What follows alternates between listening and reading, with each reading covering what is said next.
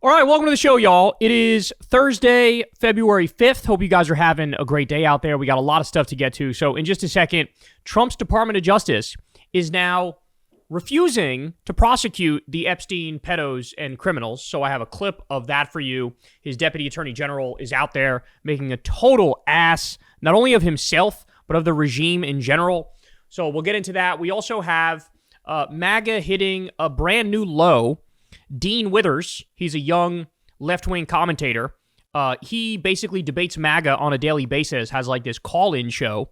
And now you have MAGA. I wish I was kidding. I'm not kidding. Now you have them calling in and asking, hey, why is it wrong to grape kids? Why is that wrong? You'll hear it for yourself, so just wait for it. So we'll get into that. We also have the Trump regime is now smearing an innocent man, and they're calling him the leader of Antifa.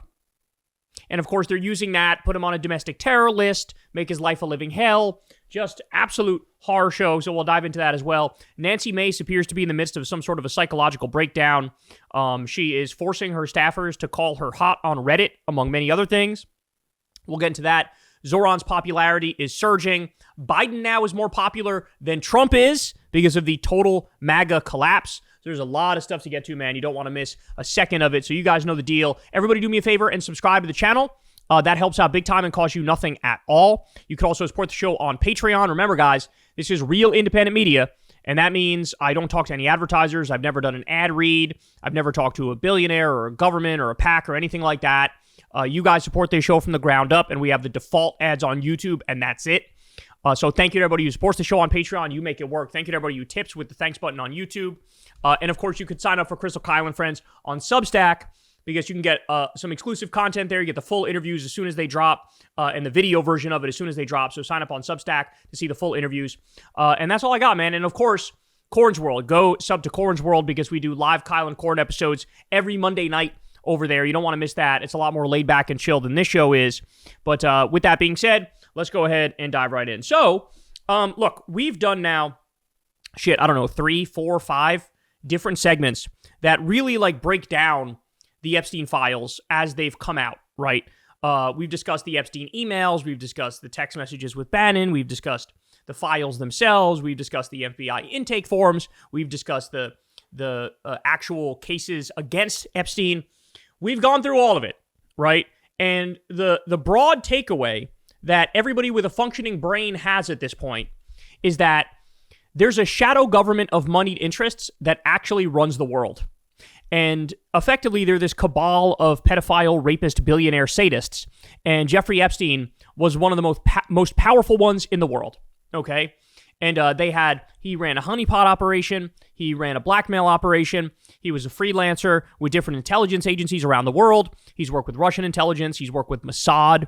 He's worked with the CIA.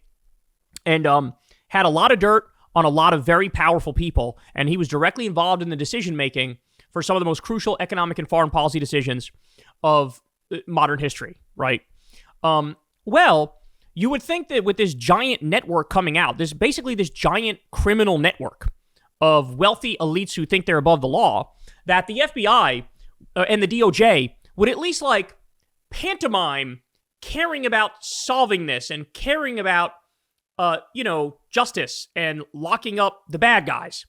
But no, here we have Deputy Attorney General Todd Blanche, and he goes on Laura Ingram's show, and what he says is a quote that I think will haunt Republicans forever, because this is the ultimate abdication of your duty as somebody who's involved with the law. So let's listen to this and then we'll react. Is there any chance that any of these individuals who partied with Epstein and engaged in relations with minors will be prosecuted? Look at how she phrased the question, too. They partied with Epstein and they engaged in relations with minors. This is a softball down the center of the plate from Laura Ingraham. This is where you go, yes, we're going to investigate it and we're going to prosecute the criminals. That's the only acceptable answer. She literally said the ones who partied with him and engaged in relations with underage girls, okay? I'll never say no. And we will always investigate any evidence of misconduct. But as you know, it is not a crime to party with Mr. Epstein. And so as horrible as it's not a crime to email with Mr. Epstein. And some of these men may have done horrible things. And if we have evidence that allows us to prosecute them, you better believe we will. But it's also the kind of thing that the American people need to understand, that it isn't a crime to party with Mr. Epstein. It isn't a crime to have Didn't look like that's all that was going on some of those photos. I mean, if the photos could speak, some of them look pretty bad. That's right. And unfortunately, photos can't speak. And so we need witnesses and we need Are there evidence. videotapes that you all have? Or? I can't imagine this extent, this degree of criminality being revealed in front of the world. And then your reaction is, well, I mean, it's not really a crime to party with Epstein. Like, what do you want me to say? Yet nobody's saying it's a crime to, quote, party with Epstein. What we're saying is shit like this is a crime. Here's an email from Redacted. Why is that person even redacted? To Jeffrey Epstein. Thank you for a fun night. Your littlest girl was a little naughty. Does that sound like they were just, quote, partying? Is that what that sounds like? How about this one? From Redacted to Jeffrey Epstein. New Brazilian just arrived. Sexy and cute. 9 years old. Does that sound like it's just partying? Is it just partying for Jeffrey Epstein to have multiple aliases and for him to have about a dozen passports of girls from the post-Soviet bloc countries where they went there? It was their hunting ground. They had scouts to go out there to basically handpick who's going to be child trafficked.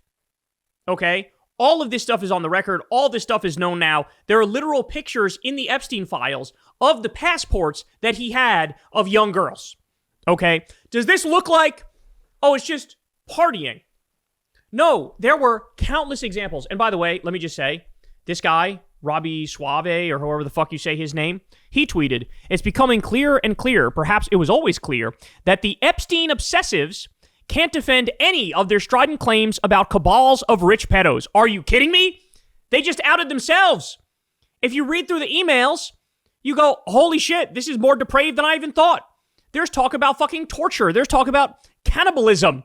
There's talk about raped and forced births. Like, what are you talking about? He says, they have no evidence whatsoever.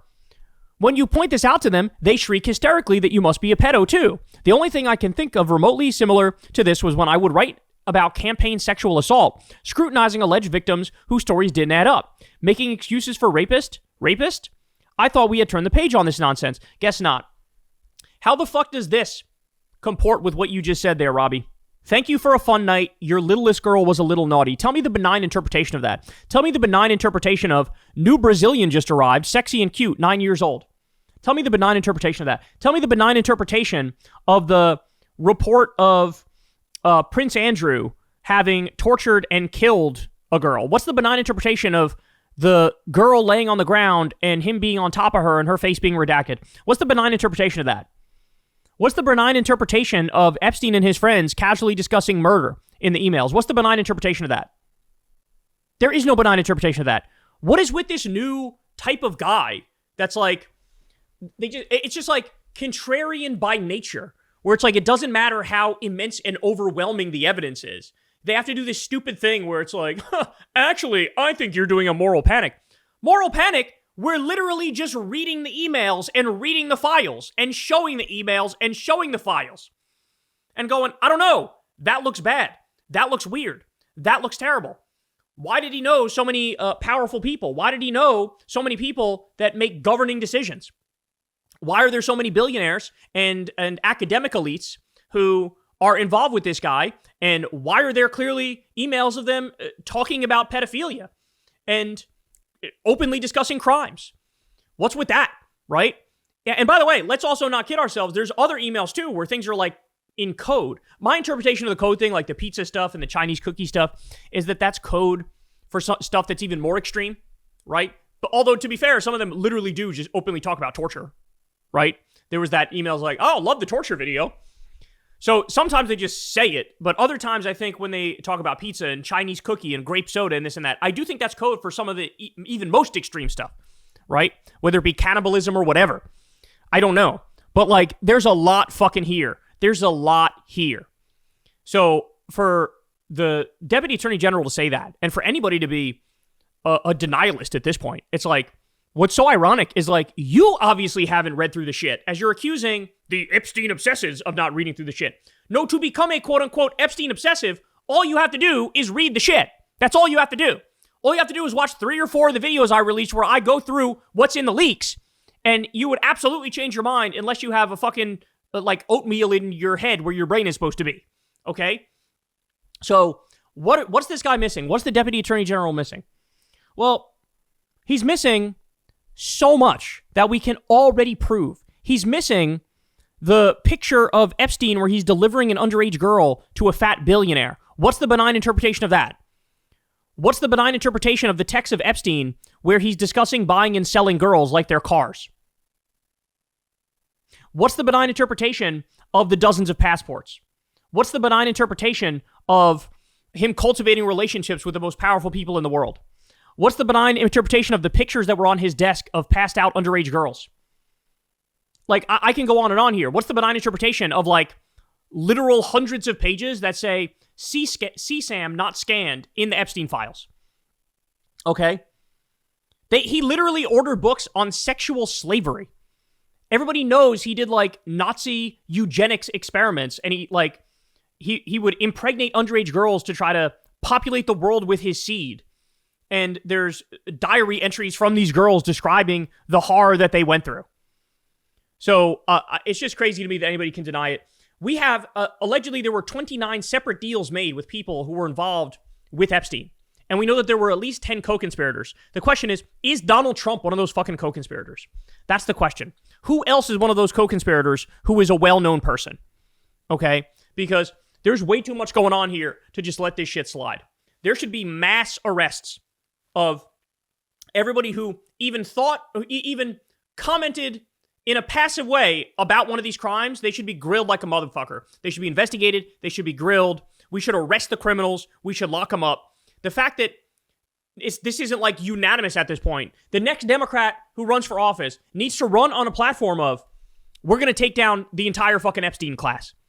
We're going to take down the entire Epstein class. And people who stand in the way, let's just call it what it is. You are a cuck and a slave to the shadow government of moneyed interest that actually runs the world. You are a cuck and a slave to the cabal of pedophile, rapist, billionaire sadists who make the real decisions. And so you can run cover for them if you'd like, but then all I'd say is the next Democratic president who gets in there should also investigate the people who are running cover. It's that meme where they go, check that guy's hard drive. Yeah, the Deputy Attorney General, his fucking hard drive should be checked. What dirt do they have on him? Because, by the way, another thing we learned, Trump's Fed chair pick that he just picked, this guy was close to Epstein. Like 30 people in the regime were close to Epstein. So it looks like the entire government are just a bunch of blackmailed pedophiles who are being controlled, right? Just absolutely insane. Absolutely insane. This is insulting to the intelligence of the American people, right? You only need to be not even half paying attention to realize that these files change the world forever. Like, these leaks change the world forever. The stuff that we now know is just mind-boggling. It's mind-boggling. And so this guy needs to resign, and he needs to be replaced with somebody who's gonna do the investigations and lock up the criminals. But what we know is the reason he's saying this is because Donald Trump is making him say this. The reason he's saying this is because his boss, Donald Trump, is demanding he say that. Because the fact of the matter is, Trump knows that he was best friends with Epstein for a decade. He knows what he's guilty of. He knows he went on the plane 8 times and went to the island. He knows that he met Melania through Epstein, as new reporting has proven. He knows that him and Epstein shared a girlfriend, and that Epstein passed off a girl to him when she was 20 years old in 1993. He knows all the stuff that happened with Katie Johnson. He knows about the private events at Mar-a-Lago where it's just him and Jeffrey Epstein. He knows. He knows about the picture of him with a stain on his pants with underage girls. He knows all the allegations in the FBI intake forms that include murder. He knows. He knows that. And so he wants to wrap this bitch up, because if he is guilty of even fucking 10% of the shit that we learned through the emails and that we learned through the files, he's cooked. He's cooked. And remember, guys, to me, the biggest red flag, the biggest, like, pound the gavel moment was the email that Epstein had in 2011, where he said Trump is at his house with one of the victims and he's been there for hours. Because we all know Epstein's properties were bugged. So Trump being at Epstein's house with one of the victims for hours in 2011, way before he ran for president, that proves they have pictures and they have videos of him committing crimes. Which means he can be blackmailed, and he probably is being blackmailed. He is being extorted. He is being coerced, right? That is a fucking red alert for this country, that the president of the United States can be controlled by Russian intelligence, and Putin can be controlled by Mossad and Benjamin Netanyahu. We're not safe. We're not safe as long as he's president. It really is that simple. And many times I've said to you guys, it appears like Trump is either a Manchurian candidate, or at the very least, he's acting like a Manchurian candidate through sheer incompetence. Well, now, I'll be damned. He might actually be a Manchurian candidate because he's blackmailed to the high heavens. Okay? And that's why Trump is demanding his deputy attorney general go out there and make an ass of himself and say some dumb bullshit like partying with Epstein isn't a crime. Or really, partying with Epstein isn't a crime? How is it not a crime to say you have a new Brazilian who's 9 years old, sexy and cute? How is it not a crime to talk about torture? How is it not a crime to talk about how your littlest girl was a little naughty? In fact, there are probably hundreds or thousands of crimes that they have videos of that they fucking buried and that they're not going after the perpetrators. Why? Because they're part of the billionaire cabal of elites that run the world. And so they're letting them slide. And they're part of foreign intelligence that we don't want to blow the whistle on to blow up alliances. That's the bottom line. This is all for political convenience and expediency, and it's all for protecting the people who actually run the world. And that is a fucking outrage, and everybody should be against it. Hey, y'all, do me a favor and like and subscribe. It helps out big time in the algorithm. Click the bell as well for notifications when videos drop, and watch that video on screen right now. You know you want to.